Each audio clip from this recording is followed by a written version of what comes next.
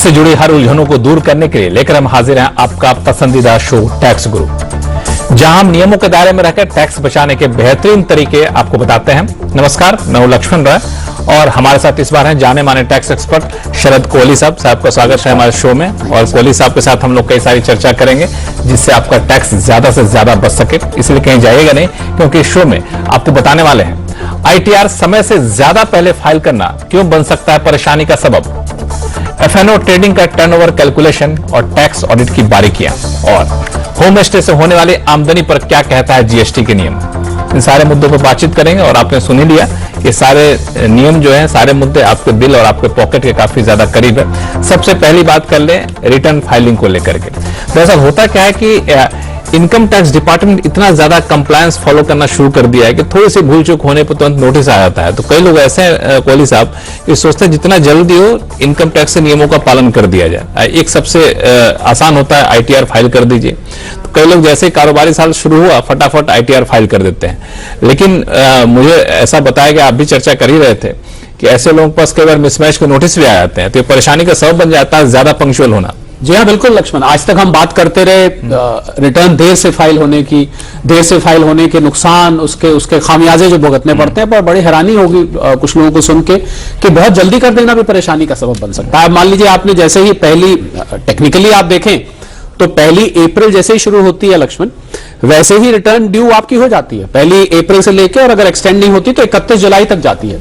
अब खासकर हमारे जो माननीय रिटायर्ड दर्शक हैं, जो लोग बहुत कंप्लायंस ओरिएंटेड है, उनको नॉलेज भी बहुत है, तो कई दफे वो क्या करते हैं कि वो भाई अब एक सदर्दी है, सिर पे से जितनी जल्दी उतार दी जाए, अपनी जिम्मेवारी पूरी कर दी जाए। वो चाहते हैं कि जिम्मेवारी, वो बड़ी अच्छी बात है, अच्छी बात है। पर इसमें थोड़ी सी टेक्निकल समस्या है। टेक्निकल समस्या क्या है कि खासकर उन लोगों के लिए लक्ष्मण जो कि जिनका TDS कटता है या जिन्होंने कोई बड़े ट्रांजैक्शन किए। अब हुआ क्या कि जो टैक्स काटता है, जिसको हम डिडक्टर बोलते हैं, वो भी अपनी एक रिटर्न फाइल करता है। उसको कहा जाता है टैन रिटर्न, TAN। और उस रिटर्न की लास्ट डेट है 31 मई। अच्छा, तो उन्होंने तो 31 मई को जब वो फाइल करेंगे तो उनका सिस्टम अपडेट करेगा, तब आपके 26 AS में वो दिखाई देना शुरू होगा। मतलब कहीं अगर मैं इसको कैलेंडर से बात करूं, कहीं जून के मिडिल में जाके कुछ पिक्चर क्लियर होनी शुरू होगी। पर आपने तो मान लीजिए अप्रैल शुरू हुई और आपने उसको फाइल कर दी, और आपका तो 26 AS में अभी तक दिख ही नहीं रहा है। ऐसे ही लक्ष्मण AIS के साथ होता है। अब SFT जो फाइल होती है, मतलब जो ये special statement of financial transactions जो इंस्टीट्यूशंस फाइल करते हैं, उसकी भी आखिरी तारीख फॉर्म 61 की 31 मई है। और उन्होंने तो अभी अपडेट ही नहीं किया, आपने फाइल कर दी। अब वो ट्रांजैक्शनल या TDS मिसमैच का बाद में नोटिस आ जाता है।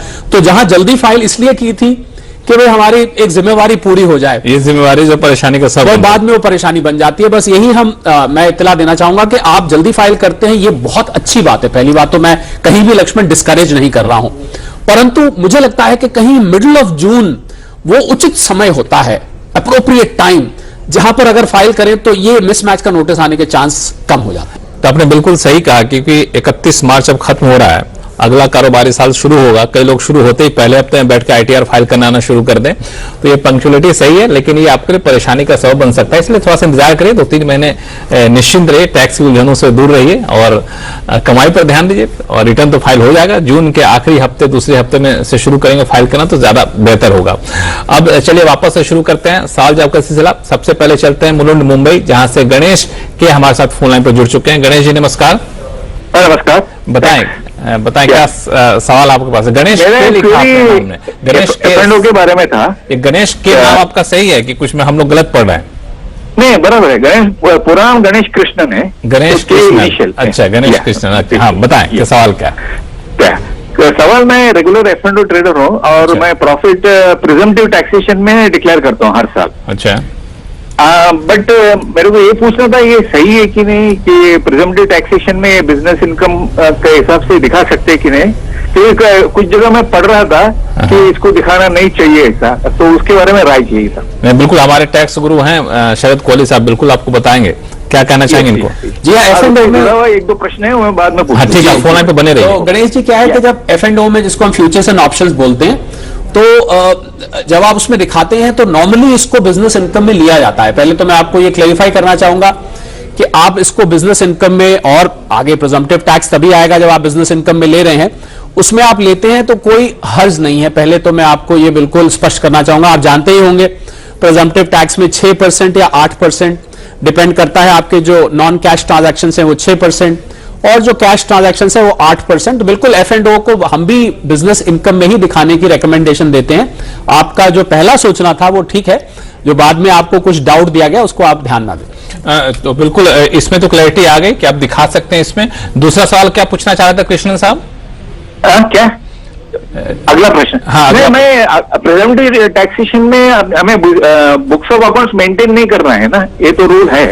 तो बिल्कुल कुछ बाद में रिकॉर्ड कॉल फॉर करेंगे, ऐसा कुछ नौबत नहीं आएगी ना? हाँ, ये बहुत काम का सवाल है लक्ष्मण, और बहुत सारे लोग इस बात को लेकर भ्रमित रहते हैं। ये बात गणेश जी ठीक है कि books of accounts presumptive tax का मतलब ही यही है कि आप एक मुश्त 6% या 8% फाइल करें। पर लक्ष्मण, इसमें एक बहुत बड़ा कैच है जो गणेश जी के माध्यम से मैं सभी दर्शकों को बताना चाहूंगा। अब मान लीजिए आपने 6% पे दिखाया और आपका एक्चुअल प्रॉफिट, इसका हम पहले एक टैक्स ग्रुप में जिक्र भी कर चुके हैं, आपका एक्चुअल प्रॉफिट 20% है और आपने 6% में दिखा दिया, और आपने खर्चे तो 80% ही करे हैं, आपने खर्चे 94% नहीं करे हैं। तो कहीं किसी स्टेज पर आपको यह जवाब देना पड़ सकता है कि आपने 6% दिखाया पर आपका असल में प्रॉफिट तो 20% है, खर्चे आपने 80% दिखाया। हाँ, तभी आपका प्रॉफिट 20% है, तो आपको बाकी के अमाउंट का हिसाब किताब मांगा जा सकता है। तो मेरी सलाह जो लोग प्रिजम्पटिव टैक्स में जाते हैं गणेश जी, आपके लिए भी और सभी के लिए यह है कि जब भी आप प्रिजम्पटिव टैक्स में दिखाएं तो आप ये देखें कि आप उसी परसेंटेज पे रहें, 6 या उससे ऊपर, 8 या उससे ऊपर, जो आपकी एक्चुअल परसेंटेज है। प्रिजम्पटिव टैक्स को बुक्स ऑफ अकाउंट्स ना मेंटेन करना की एक सुविधा के रूप में आप प्रयोग करें। शायद यही आपका सवाल था गणेश जी। गणेश जी, क्लैरिटी आ गई? क्लैरिटी आ गई। और एक छोटा प्रश्न था, ये जो एक्सपेंसेस जो दिखा सकते हैं उसमें एडवाइजरी फीस अलाउड है ना, if you are making payment में चेक और चेक, बट वो समझो जो नॉर्मल तौर में मेरे फ्रेंड से मैं एडवाइस लिया, मैं उसको चेक से पेमेंट किया, तो is it okay? That's what. जी गणेश जी, अगर आप चेक से पेमेंट कर रहे हैं और आपके फ्रेंड जो हैं वो भी अपनी इनकम में दिखा रहे हैं तो ठीक रहता है। और आप अगर इसमें यह भी है कि आपके ऊपर टीडीएस एप्लीकेबिलिटी इस फीस पे आ सकती है, सेक्शन 194J होता है, हो सकता है आपको टैक्स काटना पड़े, उसके लिए मुझे और बारीकियों में जाना पड़ेगा, पर प्रिंसिपली आप उसको दिखा सकते हैं। एडवाइजरी फी अगर आप ले रहे हैं आप दिखा सकते हैं, पर जो ले रहा है वो अपनी इनकम में जरूर दिखाए। अगर वो आपको कोई नजदीक का व्यक्ति है, मान लीजिए कोई परिवार का है, अब किसी ने तो मेरे से कहा कि भाई हम अपनी पत्नी से एडवाइस लेते हैं। अब पत्नी से एडवाइस लेते हैं, अगर पत्नी उसमें प्रोफेशनली क्वालिफाइड नहीं है तो फिर क्लबिंग ऑफ इनकम का नियम आ जाएगा। तो आपके फ्रेंड साहब अपनी इनकम में जरूर दिखाएं, आप बकायदा उनसे एडवाइस लीजिए। और मेरे ख्याल फ्रेंड लोग ज्यादा फीस लेते नहीं है लक्ष्मण, मैंने तो देखा है। तो टैक्स बचाने के लिए पूछ रहे हैं, इसलिए आप समझ गए कि मैं क्या कहना चाह रहा हूं, बाकी आप निर्णय ले लीजिए। कृष्ण साहब, उम्मीद करता हूं कि आपके सारे उलझने दूर हो गई होंगी। थैंक यू सो मच आप टैक्स गुरु से जुड़ने के लिए। फिर भी कोई उलझन हो तो आप हम लिखिएगा tax@moneycontrol.com पर। अब चलते हैं राजस्थान, जहां से भगवान कौरवानी जी हमारे साथ फोन लाइन पर जुड़ चुके हैं। भगवान है, अरे वाह। कौरवानी साहब नमस्कार, बताएं। हाँ सर, नमस्कार सर। आपका नाम भगवान कौरवानी क्यों रखा गया? भगवान तो भगवान ही मानते हैं। नाम भगवान अब जो घर वालों ने रखा था। अच्छा। और पहले जमाने में पंडित के हिसाब से होता था। मेरा एक सवाल है सर, हाँ, कि हमने प्लॉट यानी अपने पिताजी और हमारी बहू के नाम से खरीदा है, ठीक है। और फिर उसका कंस्ट्रक्शन हम 3 लोगों के से नाम लिए, क्या लोन लिया बैंक से, जिसमें हमारी बहू और हमारा फादर और हमारा बेटा। तो क्या तीनों को यानी वो सेक्शन 24 में इंटरेस्ट ऑन हाउसिंग की इंस्टॉलमेंट और एपीसी की यानी हमें 1.5 लाख रुपए की इंस्टॉलमेंट डिडक्शन मिलेगी या नहीं मिलेगी सर? जी भगवान जी, अरे इनका तो मुझे नाम लेते ही हाथ जुड़ जाता है जैसे मैं इनका नाम बोल रहा हूं। भगवान जी देखिए, उसमें जो नियम ये कहते हैं कि जो इंटरेस्ट बेनिफिट ले रहा है सेक्शन 24 में या 80C में, जो आपने दोनों जिक्र किए, उसमें जिसके नाम टाइटल है वो नाम होना जरूरी है। तो आपने जो कहा नाम पहला नाम हो ऐसा जरूरी नहीं, पहला नहीं बाद में हो सकता है। हाँ। पर मुझे इनके सवाल से कुछ ये समझ में आया कि उसमें इनका नाम नहीं है, इनके फादर का नाम है, इनकी बहू शायद इन्होंने नाम लिया उनका, इनके बेटे का नाम। हाँ, तो आपका नाम भी भगवान जी उसमें होना जरूरी है। अगर आप सेक्शन 24 और 80C का बेनिफिट लेना चाहते हैं, अगर आपका नाम बिल्कुल ही कहीं नहीं है तो फिर आपको कुछ कठिनाई आएगी, आपको ये डिसअलाउ हो सकता है जो इस बेनिफिट की आप बात कर रहे हैं। तो आप तो भगवान है, अपना नाम तो आप सब जगह रख ही सकते हैं जी। तो कौरवानी साहब, उलझन दूर, कंफ्यूजन दूर हो गया? हाँ, तो thank you sir, thank you. चलिए अब फिलहाल वक्त है छोटे से ब्रेक का। ब्रेक के बाद जानेंगे एफएनओ ट्रेडिंग के टैक्स ऑडिट की बारीकियां क्या हैं, बताएंगे छोटे से ब्रेक के बाद।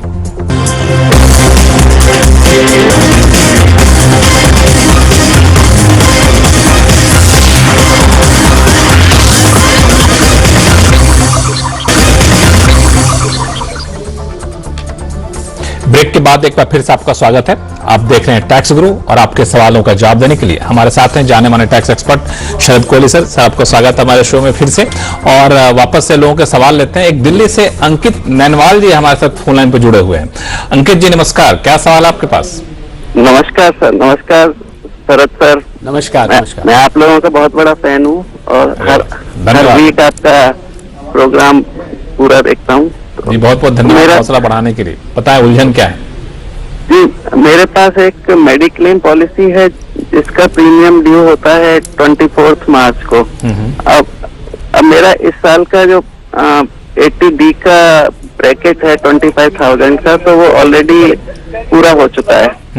तो मैं ये चाहता हूँ कि मैं इस प्रीमियम को 1 वीक या 10 डेज के लिए डिफर कर दूं, सो दैट ये अप्रैल मंथ में चला जाए नेक्स्ट फाइनेंशियल ईयर। तो अगर मैं इसका प्रीमियम का पेमेंट अगर मैं नेक्स्ट फाइनेंशियल ईयर में करता हूँ तो इसका क्लेम मुझे नेक्स्ट ईयर कर सकता हूँ मैं इसको, या इसी साल करना होगा? जी हाँ अंकित जी, बहुत नेक विचार है और आपने तो मेरा जवाब देना और आसान कर दिया। बिल्कुल ये पेमेंट बेसिस पे मिलता है और अगर आप इसको अप्रैल में पे करते हैं तो बकायदा ये नेक्स्ट फाइनेंशियल ईयर में ही कंसिडर किया जाएगा। आपकी सोच बिल्कुल ठीक लाइन पर चल रही है, ड्यू बेसिस पे नहीं, इसको पेमेंट बेसिस पे किया जाता है। तो अगर आप अप्रैल में देंगे इस साल वाला तो वो अगले साल में गिना जाएगा। बिल्कुल दुरुस्त सोचा आपने और परफेक्ट टैक्स प्लानिंग करी है। तो बिल्कुल अंकित जी कहीं कोई दुविधा नहीं है और बहुत अच्छा लगा कि आप टैक्स गुरु देखते हैं हमेशा। मुझे लगता है कि उसका भी एक असर है। बिल्कुल मैं यही सोच रहा था कि इतनी प्लानिंग तो हमारे रेगुलर दर्शक के पास, रेगुलर दर्शक ही कर सकते हैं। चलिए बहुत बहुत धन्यवाद अंकित जी हमसे जुड़ने के लिए। अब चलते हैं अशोक अग्रवाल जी के पास। इनका सवाल एक ईमेल के जरिए आया है, क्योंकि ये सवाल बहुत लोगों के मन में उठता होगा, तो मैं चाहता हूं इसका बिल्कुल स्पष्टता से जानकारी दे दी जाए। ये जानना चाहते हैं कि एफएनओ ट्रेडिंग के कारोबार के मामले में टर्नओवर या टर्नओवर की कैलकुलेशन का क्या अर्थ होता है, और टैक्स ऑडिट के लिए क्या टर्नओवर की कोई सीमा है क्या? जी हाँ बिल्कुल, क्योंकि सीएनबीसी आवाज के तो दर्शक शेयर मार्केट से जुड़े ही रहते हैं, तो बिल्कुल इसमें 5% अगर आपकी कैश ट्रांजैक्शन से कम है तो फिर आपके लिए 2 करोड़ रुपए इसकी सीमा है। और उसको कैलकुलेट करने का मेथड ध्यान से लक्ष्मण मैं चाहूंगा अशोक जी भी सुन लें कि पॉजिटिव्स और नेगेटिव्स ये आपने जोड़ने हैं, और उसके अलावा जब आप ऑप्शन को सेल करते हैं तो वो जो सेल के ऊपर प्रीमियम होता है वो भी आपने जोड़ना है। ये अभी कुछ समय पहले एक अमेंडमेंट आई थी, तो ये तो हुआ मेथड टर्नओवर कैलकुलेट करने का, पॉजिटिव नेगेटिव्स और सेल का प्रीमियम आपने जोड़ना है। और अगर आपके कैश ट्रांजैक्शंस 5% से अशोक जी ज्यादा हैं तो फिर आपके लिए जो है 10 करोड़, अगर 5% है तो 10 करोड़, वरना 2 करोड़, क्षमा कीजिए मैं शायद उल्टा बोल गया, वरना 2 करोड़ या 10 करोड़ ये आपके लिए टैक्स ऑडिट के लिए सीमा है। तो आप इस हिसाब से कैलकुलेट करिए और अपना टैक्स ऑडिट करवाइए। चलिए, तो ये है उन सब लोगों के लिए जो एफएनओ ट्रेडिंग करते हैं और जो इसमें आते हैं खास तौर से कि टर्नओवर क्या है, कैलकुलेशन कैसे करें, क्या हमें टैक्स ऑडिट कराना है कि नहीं कराना, उन सभी लोगों के लिए काफी आसान भाषा में कोहली साहब ने जवाब दे दिया है। और फिलहाल वक्त है छोटे से ब्रेक का। ब्रेक के बाद जानेंगे कि होम स्टे से होने वाली आमदनी पर क्या कहता है जीएसटी के नियम, बताएंगे छोटे से ब्रेक के बाद।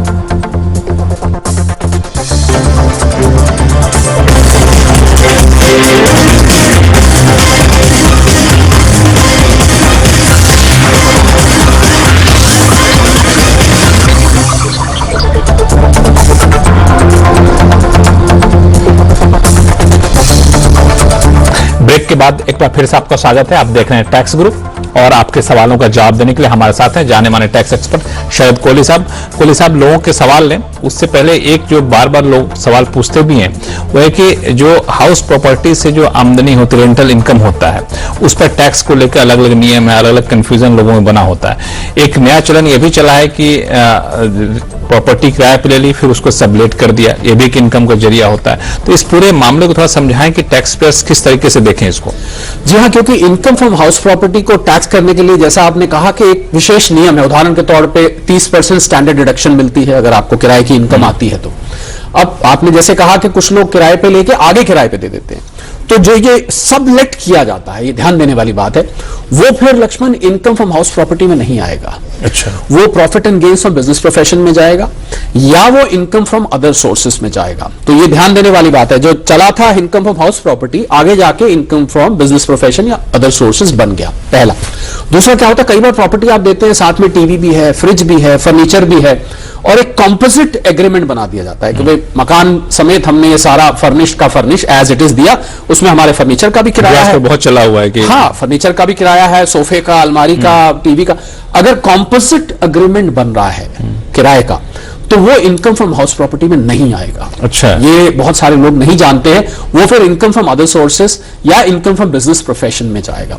और तीसरा एक और केस होता है जिसके बारे में मिक्स्ड ओपिनियन है कि अगर खाली लैंड आप किराए पे दे रहे हैं, खाली जमीन है, उस पर कुछ बना हुआ नहीं है, सपाट बिल्कुल, तो उस पर मेरा अपना विचार यह है कि ये इनकम फ्रॉम हाउस प्रॉपर्टी में नहीं जाएगा, क्योंकि उसमें तो हाउस का नाम की कोई चिड़िया ही नहीं है, वो तो खाली जमीन है। नहीं, मान लिया हमने बिल्कुल खाली जमीन दे दी और उस पर किसी सामने वाले बंदे से चल रहा है कि ऑनलाइन कंपनियां जो है वो वहां पे अपना टेम्पररी एस्टेब्लिशमेंट करके अपना गोदाम बना लेते हैं, तो वैसे केस में क्या होगा? तो वो तो उन्होंने बनाया, आपने तो खाली लैंड दिया, और जब आप वापस लेंगे तो आप तो उसको लैंड के रूप में लेंगे, अनलेस कि आपकी कोई बाद में डील होती है। मेरा ये मानना है, हालांकि इसके बारे में कुछ मिक्स्ड कोर्ट केसेस भी आप देखें, मिक्स्ड है, पर मेरा मानना है कि अगर स्टैंड अलोन प्योर लैंड है, सपाट लैंड, तो वो फिर इनकम फ्रॉम हाउस प्रॉपर्टी में नहीं जाएगा। नहीं है।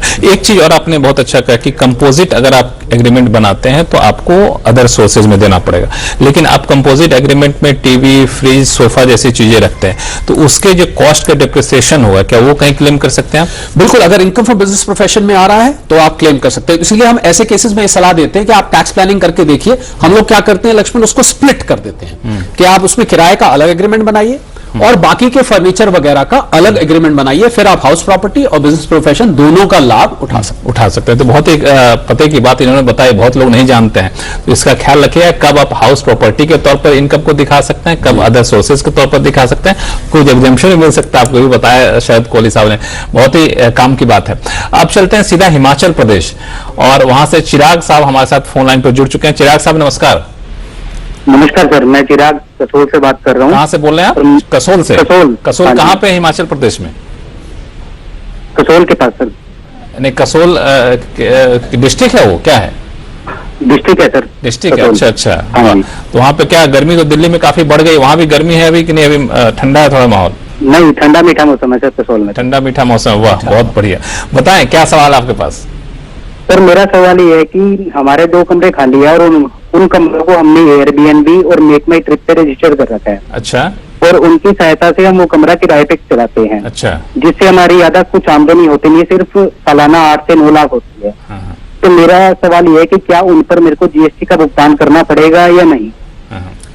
ठीक है, कोहली साहब हमारे साथ हैं, टैक्स एक्सपर्ट हैं, बताएंगे आपको क्या करना हो। जी हाँ चिराग, आप मीठे मौसम से हैं तो मैं मीठा जवाब देता हूं, क्योंकि इन्होंने ठंडा मीठा बड़ा अच्छा टर्म यूज किया है। 28 जून 2017 का चिराग जी एक सर्कुलर आया था जीएसटी का, जिसमें जबकि क्योंकि ई कॉमर्स ट्रांजैक्शन में आता है, और आप शायद जानते हैं, शायद यहीं से आपका सवाल आ रहा हो, ई कॉमर्स ट्रांजैक्शन लक्ष्मण जब होते हैं तो ये जो लिमिट होती है ना रजिस्ट्रेशन की, ये अप्लाई नहीं करती। अच्छा। आप 1000 का भी ट्रांजैक्शन करेंगे जीएसटी लेना पड़ेगा। पर ये जो सर्कुलर का मैंने जिक्र किया 28 जून 2017 का, इसमें जो लोग अपना कमरा किराए पर दे रहे हैं, जैसे आप एयरबीएनबी वगैरह को दे रहे हैं, वो आपके लिए एग्जेम्पशन है। तो आपके लिए खुशखबरी है चिराग, आप बाकायदा अपने 2 कमरे दीजिए, अच्छे अच्छे गेस्ट लेकर आइए, और आपको कोई जीएसटी रजिस्ट्रेशन, ये जब आप 10 लाख की लिमिट, हिमाचल में 10 लाख की लिमिट है, वो शेड्यूल्ड एरिया में आता है, जब तक आप उस लिमिट से नीचे हैं आपको चिराग रजिस्ट्रेशन लेने की जरूरत नहीं, भले ही आप ई कॉमर्स का काम कर रहे हैं। लेकिन इसमें एक सवाल ये कि जो ऑनलाइन प्लेटफॉर्म है, एयरबीएनबी हो, मेक माई ट्रिप हो, कोई इस तरह से है, तो वहां पे वो जीएसटी नंबर इनसे नहीं मांग सकते हैं? उनको भी तो चाहिए वो बिलिंग के लिए? नहीं, वो नहीं मांगते हैं, क्योंकि इसलिए नहीं मांगते हैं क्योंकि जब तक उनको पता होता है कि अभी आप किस लिमिट में हैं। अच्छा। और जब लिमिट क्रॉस करेंगे तो इनकी खुद की ही लीगल जिम्मेवारी बन जाती है, तो उनको इस बात का, इन प्लेटफॉर्म्स को मालूम है, इस बात का जवाब। चिराग साहब, आपके उलझन दूर हो गई? जी जी बिल्कुल सर। चलिए, उम्मीद करें कि आपने जो 2 कमरे किराए पे दिए काफी अच्छा उससे आमदनी हो आपको, और कोई भी उलझन आगे भी हो तो आप हमें लिखिएगा tax@moneycontrol.com पे। कोहली साहब बहुत बहुत धन्यवाद सभी सवालों का जवाब देने के लिए, और दर्शकों से यही कहूंगा, आपके पास इनकम टैक्स से जुड़ा हुआ सवाल हो या फिर जीएसटी जुड़ा हुआ, आप हमें लिख भेजिए tax@moneycontrol.com पर। और अपने सवाल के साथ अपना नाम और मोबाइल नंबर लिखना ना भूलें, ताकि हम सीधे अपने टैक्स एक्सपर्ट से आपकी बातचीत करा सकें, आपकी हर उलझन को दूर कर सकें। टैक्स गुरु में फिलहाल इतना ही, दीजिए इजाजत। देखते रहिए CNBC आवाज। नमस्कार।